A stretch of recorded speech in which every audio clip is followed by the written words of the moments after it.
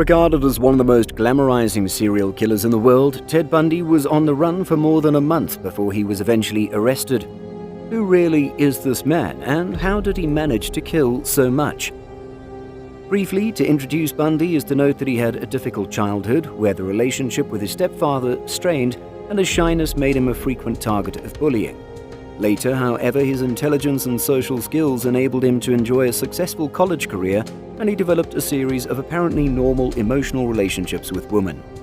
Despite this apparent stability, he sexually assaulted and killed several young women in Washington, Oregon, Colorado, Utah, and Florida between 1974 and 1978.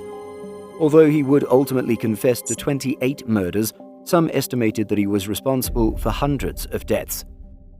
Following a well-publicized trial, he was sentenced to death in 1979 for the murder of 2 college students.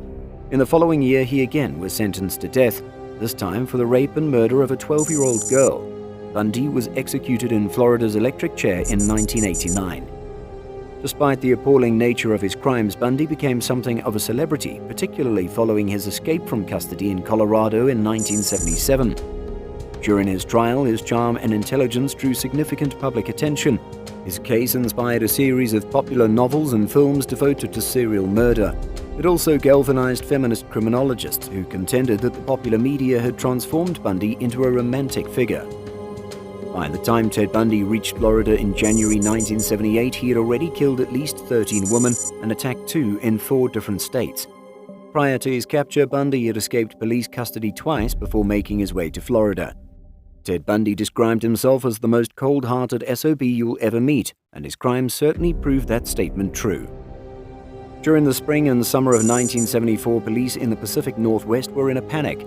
Young women at colleges across Washington and Oregon were disappearing at an alarming rate, and law enforcement had few leads as to who was behind it. In just 6 months, 6 women had been abducted. Panic in the area reached a fever pitch when Janice Ann Ott and Denise Mary Naslund disappeared in broad daylight from a crowded beach at Lake Sammamish State Park. But the boldest of the abductions also yielded the first real break in the case. On the day Ott and Naslund vanished, several other women remembered being approached by a man who had tried and failed to lure them to his car. They told the authorities about an attractive young man with his arm in a sling. His vehicle was a brown Volkswagen Beetle, and the name he gave them was Ted.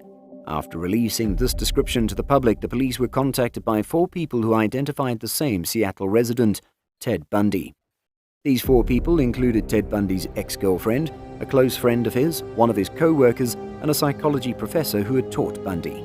But the police were overwhelmed with tips, and they dismissed Ted Bundy as a suspect, thinking it unlikely that a clean-cut law student with no adult criminal record could be the perpetrator. He rightly didn't fit the profile. These types of judgments benefited Ted Bundy many times throughout his murderous career as one of history's most infamous serial killers, which saw him take at least 30 victims across 7 states in the 1970s. For a time, he fooled everyone, from the cops who didn't suspect him, the prison guards whose facilities he escaped from, the woman he manipulated, to the wife who married him after he was caught. He was, as his final lawyer said, the very definition of heartless evil. Ted Bundy was born in Vermont, across the country from the Pacific Northwest communities he would one day terrorize. His mother was Eleanor Louise Cowell, and his father was unknown. His grandparents, ashamed of their daughter's out-of-wedlock pregnancy, raised him as their own child. For nearly all of his childhood, he believed his mother to be his sister. His grandfather would regularly beat both Ted and his mother, causing her to run away with her son to live with cousins in Tacoma, Washington, when Bundy was 5 years old. There, Eleanor met and married hospital cook Johnny Bundy, who formally adopted the young Ted Bundy and gave him his last name. Bundy disliked his stepfather and would later describe him to a girlfriend disparagingly, saying he wasn't very bright and didn't make much money. Little else is known for sure about the remainder of Bundy's childhood, as he gave conflicting accounts of his early years to different biographers. In general, he described an ordinary life punctuated by dark fantasies that affected him powerfully. The reports of others are similarly confused. Though Bundy described himself as a loner who would stalk the seedy streets at night to spy on women, many who remember Bundy from high school describe him as reasonably well-known and well-liked. A month after his assault on Karen Sparks, an 18-year-old student in the same school, Bundy broke into Healy's apartment in the early morning, knocked her unconscious, then clothed her body and carried her out to his car.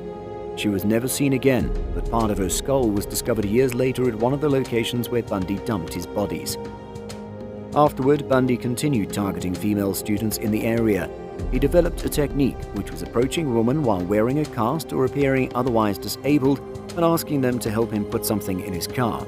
He would then bludgeon them unconscious before binding, raping, and killing them, then dumping their bodies in a remote location in the woods. Bundy would often revisit these sites to have sex with their decaying corpses. In some cases, Bundy would decapitate his victims and keep their skulls in his apartment, sleeping beside his trophies. In Conversations with a Killer, the Ted Bundy tapes, Bundy describes one of his last days as a free man. That day in Pensacola, Florida had been one of the best I'd spent. I'd gone to the ocean, laid on the beach. I remember saying to myself that day, "Boy, you've got it whipped. This is the way to start out 1978, laying on the beach." Maybe Bundy knew his days were numbered and was soaking up as much as he could.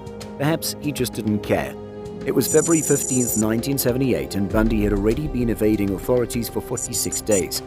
According to a timeline of his crimes, he escaped from Glenwood Springs, a Colorado jail, on December 30, 1977, and was able to get to Florida in 2 weeks. That day in February, Bundy was carefully driving his stolen orange Volkswagen Beetle in Pensacola when he was stopped by Officer David Lee of the Pensacola Police Department. Once Officer Lee ascertained the vehicle was stolen, he attempted to arrest Bundy. Officer Lee recollected, "He grabbed my wrist and we had a struggle for control of my revolver. After several minutes of fighting, I did manage to subdue him by striking him with my revolver."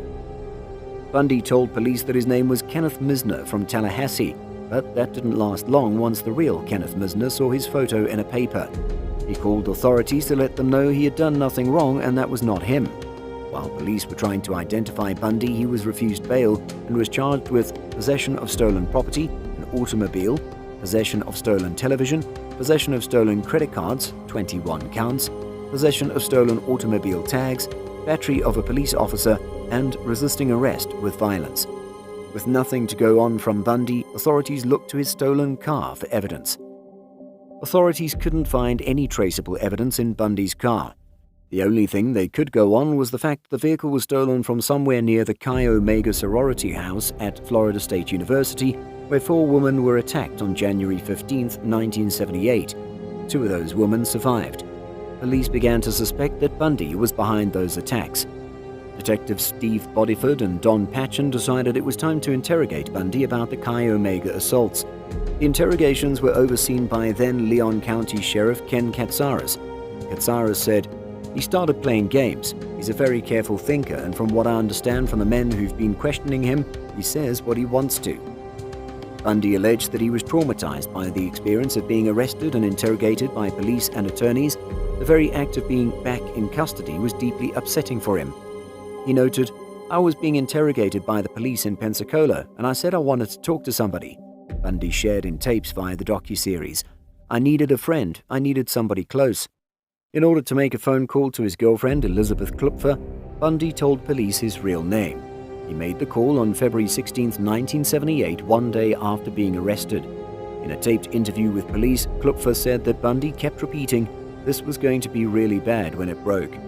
If only he had that level of concern for anyone other than himself.